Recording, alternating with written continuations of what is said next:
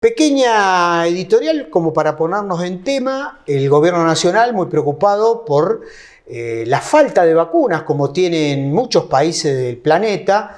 Obviamente los laboratorios privilegian los países como Estados Unidos, Europa, y los proveen de vacunas a ellos más que a otros países. Pero las gestiones de Alberto, el ministro del Interior, la ministra de Salud, están tratando de conseguir vacuna para todo. Igual ya hay más de 7 millones de vacunados en la Argentina. No nos podemos quejar, pero es poco.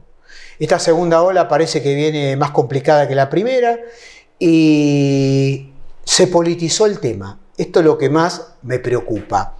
El gobierno nacional plantea una política de cuidarnos, no a clases presenciales en la Ciudad Autónoma de Buenos Aires, en el AMBA, pero el jefe de gobierno porteño parece que no quiere entender que no hay que politizar temas como la salud y está tratando de poner un palo en la rueda, por lo menos esta es mi humilde mirada.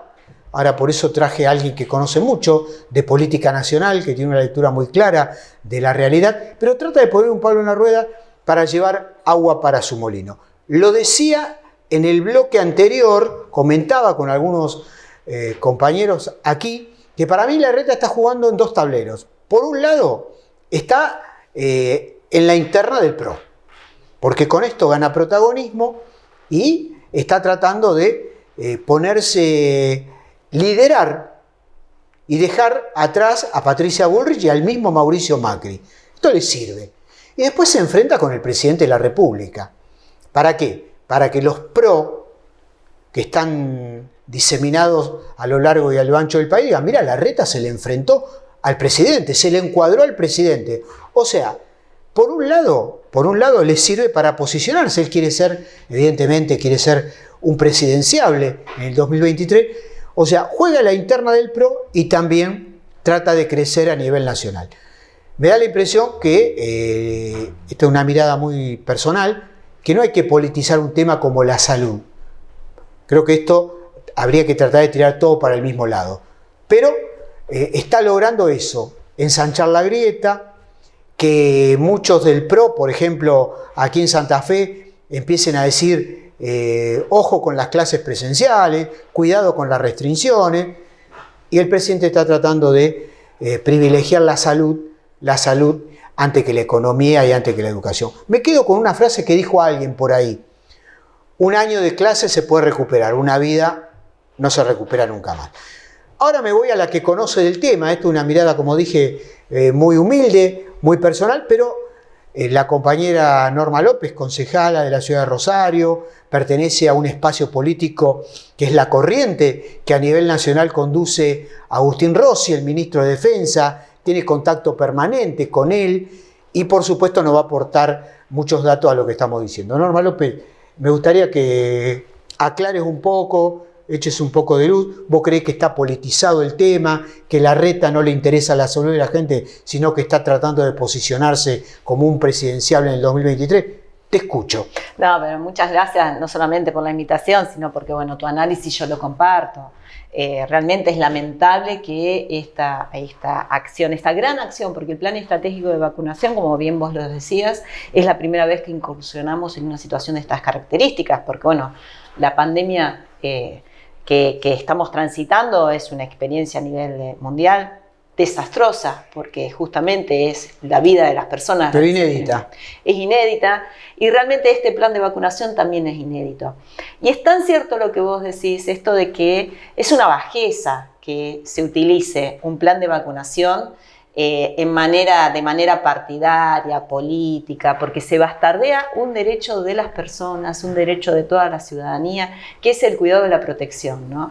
Muy claro también y de acuerdo que se está utilizando todo lo que signifique algo que venga del gobierno nacional de Alberto y de Cristina, Juntos por el Cambio y el PRO, se posicionan, pero además se posicionan para lidiar y resolver sus propias internas, lo cual lo hace doblemente el bastardeo de la... O sea, está jugando en dos tableros. Aparece Rodríguez Larreta claramente como disputando un espacio que entre Macri y Bullrich, Pero a mí me duele tener que hablar de estas cosas con la gente. Bueno, nosotros permanentemente lo que estamos buscando es, a través de sostener el programa de gobierno de Alberto y de Cristina, sostener el programa de gobierno de Perotti y de Rodenas, porque claramente aquí lo que está en juego es la vida de las personas, el trabajo y la dignidad. Nosotros no estamos en una situación a la cual estemos acostumbrados a convivir. Y no solamente por la pandemia, sino por lo oscuro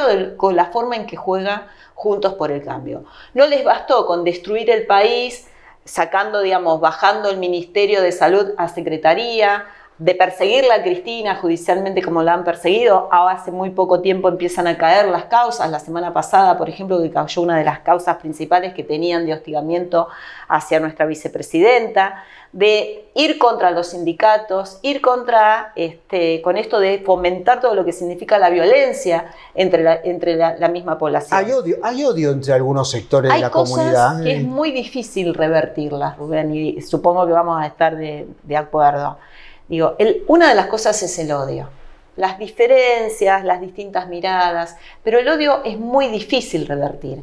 El odio, la envidia, son sentimientos de tal magnitud y de tal grado de individualismo que es muy difícil revertir. A mí lo que me preocupa es que gente por ahí que se deja influir por los medios masivos de comunicación, ya sabemos, Clarín, La Nación, los periodistas que están encuadrados con el macrismo, que la confunden y después salen a pedir por la República, sin distanciamiento, sin barbijos, hablan mal de las vacunas, están en contra de todo. Pues fíjate que arrancamos el año pasado cuando lo que ocurrió también con las vacunas es inédito porque puso también, digamos, en desafío a la ciencia misma. Realmente hemos tenido muchísimos logros porque las vacunas nunca se elaboraron vacunas con tanta rapidez y con grados de eficacia que se están desarrollando aún, porque nosotros estamos ahora las vacunas que están permitidas hasta el momento son aquellas que pasaron 3 de las 5 fases, es decir, que ya tienen comprobado que hacen un acompañamiento de la salud, que revierten, que protegen, que inmunizan. Y vos recordarás que en el 2020, hace muy poco, menos de un año atrás, teníamos a todas las voces de Juntos por el Cambio diciendo que eso era veneno, y que había que tomar cloro, una sustancia en base al cloro, que las vacunas eran veneno. Y ahora que vieron que la población está tranquila yendo a vacunarse, digamos, que el problema era hay vocación de cuando vacunarse. No se podía acceder, digamos, esto de no saber, porque bueno, vos decías en tu editorial que cuesta, digamos, acceder a la cantidad de dosis que necesitamos para tener toda la cobertura en nuestro país, porque hay puja por todos los países, digamos, se están pujando y siempre hay algunas potencias que tienen algunas metodologías para imponer la forma pero si tenés el laboratorio dentro de tu país, obviamente que vas a privilegiar a la población de tu nación. Entonces vos recordarás que cuando salió primero, que era la rusa, que fue la primera vacuna que además empezó a venderla a los estados, ¿no? Porque eso era, digamos, nosotros estamos comprando entre estados. Hace muy poco que, por ejemplo, se habilitó que otros sectores o gobiernos más chicos u organizaciones pudiesen comprar y que están en lista de espera, claramente. Sí, 2023, algunas provincias le han dado turno para el 2023. Pero está bien que sean los estados nacionales, que son los que generan las políticas de protección para toda su ciudadanía, que son los que se sienten a comprar también con otros estados, como en el caso de Rusia u otros lugares. Bueno, en principio se hablaba de la vacuna rusa como si fuera en sí misma un disvalor que fuera justamente de lo que era. Te hacías comunista si te ponía la vacuna rusa. O sea, ese deterioro, ¿no? La ciudadanía tiene posibilidades de optar y de analizar. Hoy por hoy el plan de vacunación está siendo exitoso, no sin errores, porque obviamente que hemos tenido errores. Bueno, pero hay que implementar todo ese tipo de y siempre, digamos, logística. la implementación Digo, incluso digamos que si en algún momento hubo alguna manera, alguna discrecionalidad y que eso fue rápidamente revertido por Alberto y Cristina. Entonces digo, todo eso la gente lo está valorando y de hecho que, por ejemplo, en nuestra provincia estamos teniendo muy buen nivel de vacunación, de aceptación y cuando vos vas a los centros vacunatorios, la verdad que da ganas, más allá de que no se pueda, abrazarse con cada uno de los trabajadores y trabajadoras y de los voluntarios que participan de este sistema de vacunación. Por lo tanto, para mí es muy importante y yo no puedo dejar de analizar también que todas estas acciones tienen una mirada destituyente, porque tienen una mirada que erosiona el poder. Te adelantaste a lo que te iba a preguntar, porque yo te iba a preguntar eso. ¿No hay un espíritu destituyente conspirativo en todas estas maniobras? Me gusta el término conspirativo, sí, creo que es más correcto aún que conspirando contra el gobierno nacional. Sí, porque permanentemente, cualquiera de las cosas que se realizan desde el gobierno nacional, si las dice Alberto, si las dice Cristina, las toman, digamos, como para tratar de revertir y darle un significado negativo. Y esto es lo que ha ocurrido con esta definición que ha tomado el presidente de la Nación con medidas sanitarias para Capital Federal y para Provincia de Buenos Aires. Y más aún, cuando avanzó, digamos, siempre se dijo que los gobiernos provinciales tenían la potestad sobre sus territorios, como tal cual lo dice la Constitución, como para definir cuáles son esas medidas y que se van trabajando en forma pero dentro de un marco, paralelamente con Nación. Entonces, eso también, digamos, se utilizó, que algunos gobiernos dijeron, bueno, nosotros tenemos, como el de la provincia de Santa Fe, que dice, nosotros tenemos medidas sanitarias que las evaluamos permanentemente, ahora vamos a hacer vamos a profundizar lo que teníamos y vamos a acompañar al presidente en la toma de decisiones. Vos fíjate que hasta eso mismo se lo toma como un punto y se genera conspiración. Tampoco puede haber una anarquía sanitaria en las distintas provincias. No puede haber una anarquía sanitaria y además de eso, creo que lo otro que se está haciendo es esto de poner en tela de juicio la labor de los trabajadores de la educación y de nuestros niños y niñas. Está claro que la pandemia y no el trabajo de un ministerio y no el trabajo de los docentes de todo nuestro territorio es el que provoca las grandes diferencias que vamos a tener en materia de educación. Es la pandemia la que también a los 4 años del macrismo que destruyó el sistema de producción, muchos niveles de trabajo, nos endeudó a 100 años. Nos endeudó muchísimo. A esos 4 años, la pandemia le vino a poner un colorario pero muy malo en materia educativa, porque realmente los problemas de conectividad, si se hubiera sostenido el plan de conectividad, el Conectar de claro, Cristina, donde cada pibe de sectores trabajadores, de barrios populares, de clase media, porque la clase media también está muy complicada hoy por hoy para sostener su trabajo y sus ingresos, tenía una notebook que podía llevar a su casa y que podían trabajar de su casa. Hoy por hoy nosotros estaríamos en otras condiciones. Pero ahora paso a otro tema, que yo también huelo a conspiración. No sé si destituyente, pero sí conspiración. El tema del alza de los precios. La carne de nuevo se fue de 600, hoy está en 800 casi un kilo de carne. La verdura, el pan, la harina, todos los comestibles. O sea, poder tener una mesa digna, estamos hablando de una familia tipo, yo calculo que se ha incrementado en un 20, un 30%. Vamos a terminar con una inflación anual realmente alarmante y esto me parece que los formadores de precios han dado una vuelta de tuerca también. Totalmente. Como una medida conspirativa o destituyente o como te guste. No me gusta el accionar de los formadores de precios. Y ahí nosotros creo que cuando Alberto toma la decisión de formar el Consejo Económico y Social, nosotros tenemos que caminar por ese lado.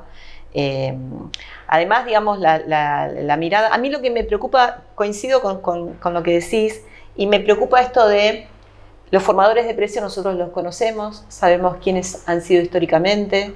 Hoy por hoy forman precios básicamente sobre los alimentos y sobre el acceso al alquiler, que son las dos cosas que te llevan el gran porcentaje de los ingresos familiares.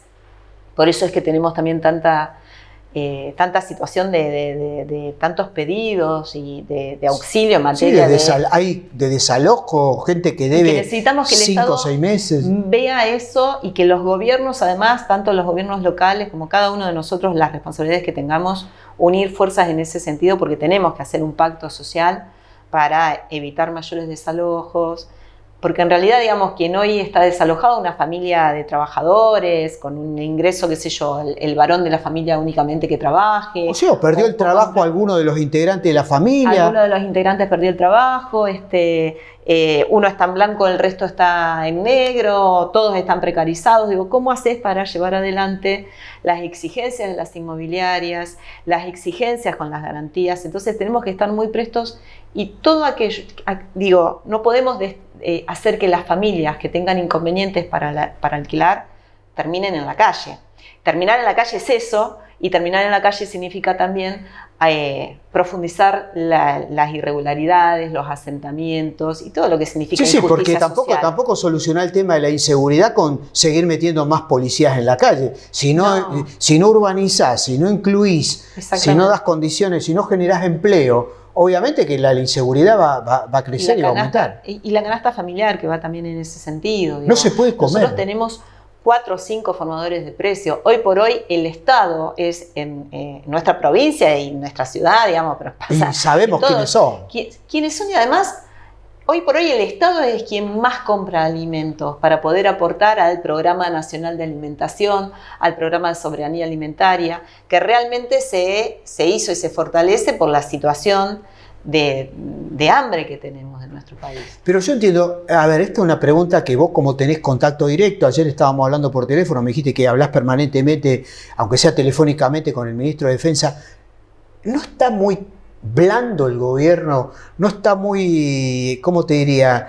Viste que había una publicidad que hacía Schiavi y decía, cortemos con tanta dulzura. ¿No le haría falta un poco más de energía a la hora de sentarse a discutir con estos formadores de precios? No puede ser que exporten por el tema de la cuota Hilton, que me parece bien, que a la Argentina le ingresan dólares por la exportación de carne, vacuna, y acá adentro del país no podamos tener cortes a precio accesible. Lo de los precios, cuidado, en la carne fue una mentira, no se encuentran en ningún lado. Y además que ¿no hay demasiada pasividad? Creo que hay que volver a generar, digamos, una mesa de diálogo, de un diálogo mucho más estricto. Enérgico. Mucho más cuestión de que se pueda, digamos, generar. O sea, nosotros tenemos del control de precios distintas miradas. El control de precios, que aparte es como un concepto feo, ¿no? De controlar los precios, cuando se supone que la misma economía tiene formadores de precios que tendrían que conducir a que el mayor nivel de consumo tiene que estar en el mercado interno.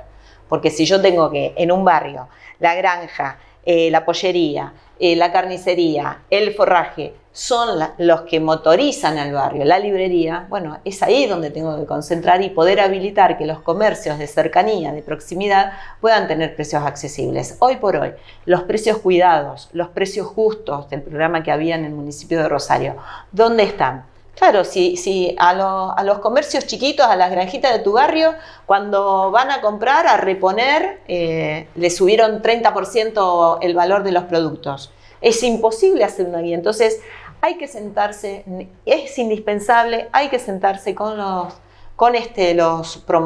quienes fijan los precios en nuestro país.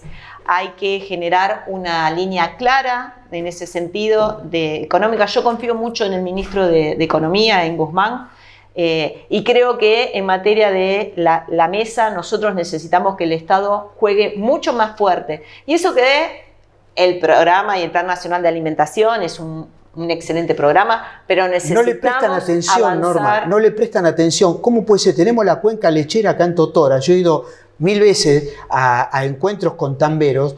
Fíjate lo que le dan al productor lechero y mirá lo que sale el litro de leche en la góndola. Hoy un litro de leche de una marca reconocida está 100 pesos. Y por ahí encontrar alguna leche de una segunda marca a 80. Pero vos fíjate, en una casa donde hay 3 o 4 chicos, necesitas 2 o 3 litros de leche por día, porque si los chicos no toman leche, no comen carne, no comen pescado, no comen pollo, ¿qué comen? Fideo y arroz. Después tenemos problemas a la hora de la concentración cuando tienen que estudiar. Sí, el desarrollo intelectual. El desarrollo intelectual, por supuesto, el desarrollo psicofísico de las criaturas.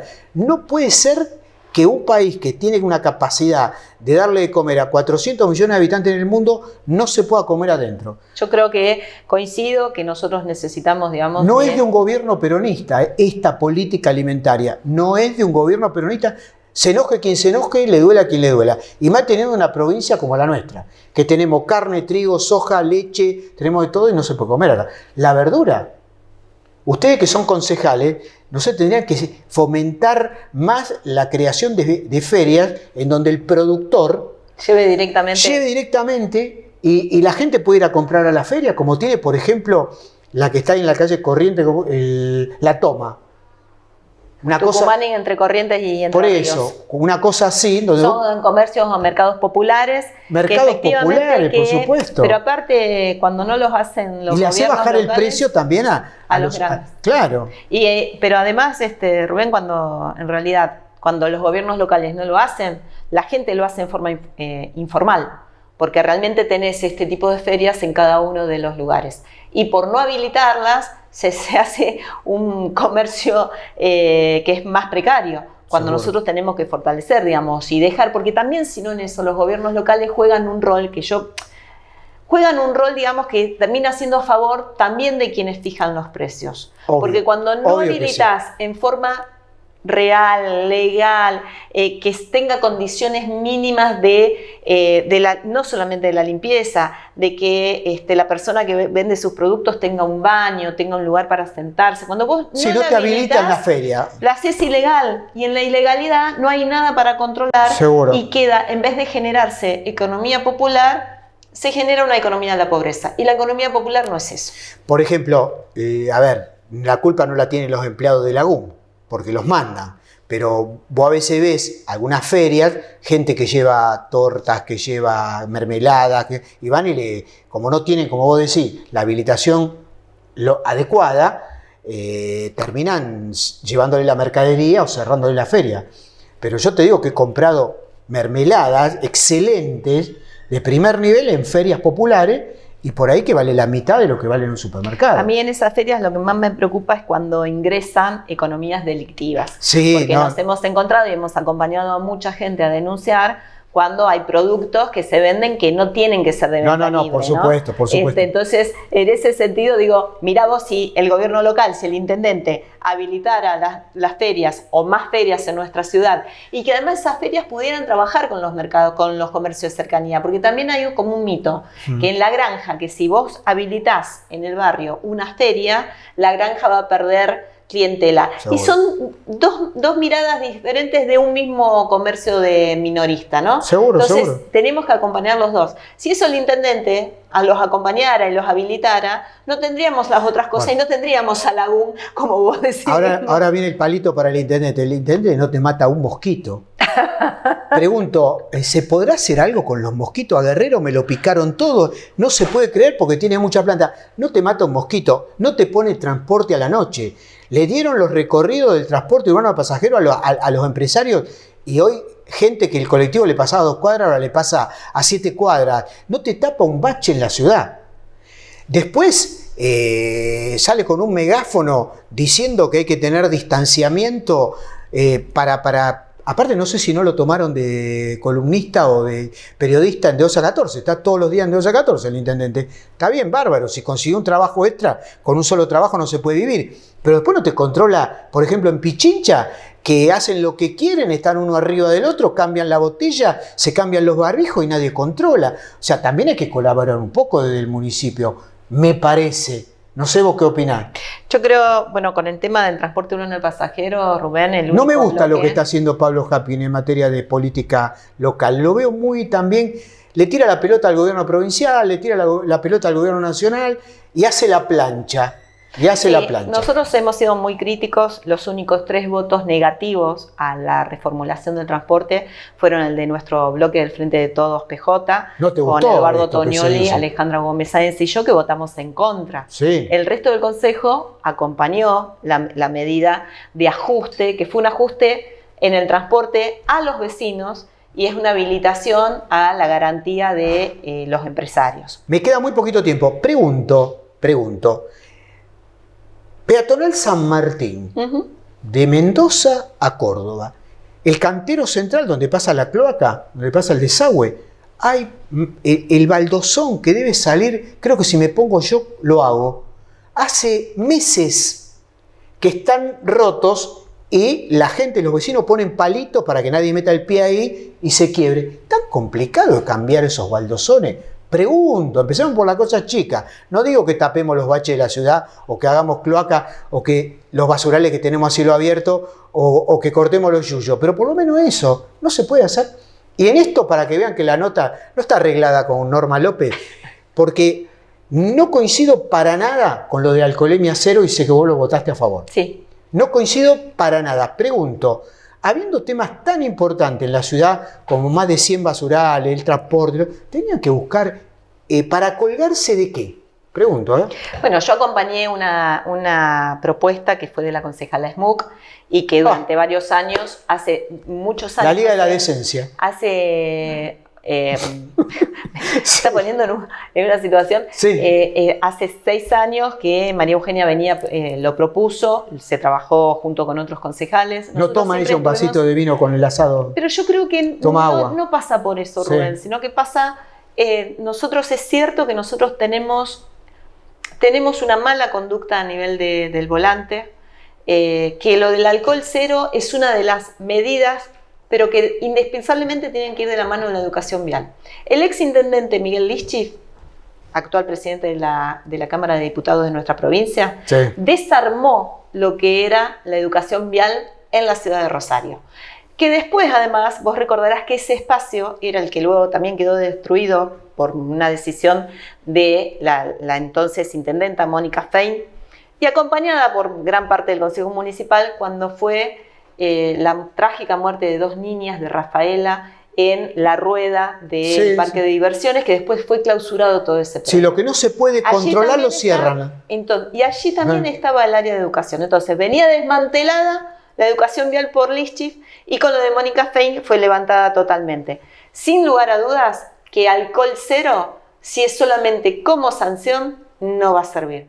Por eso nosotros lo votamos con una serie de condicionamientos. Que haya educación vial, que haya más controles, que haya más alcoholímetros. Sin prevención no hay posibilidades de que se pueda cumplir bien cualquier política pública. Creo que es una política neta y exclusivamente recaudatoria. Pero bueno, cada uno tiene su mirada. Obviamente los concejales son nuestros representantes y ellos lo votaron y habrá que acatar las medidas que se tomaron. Muchas gracias, Norma.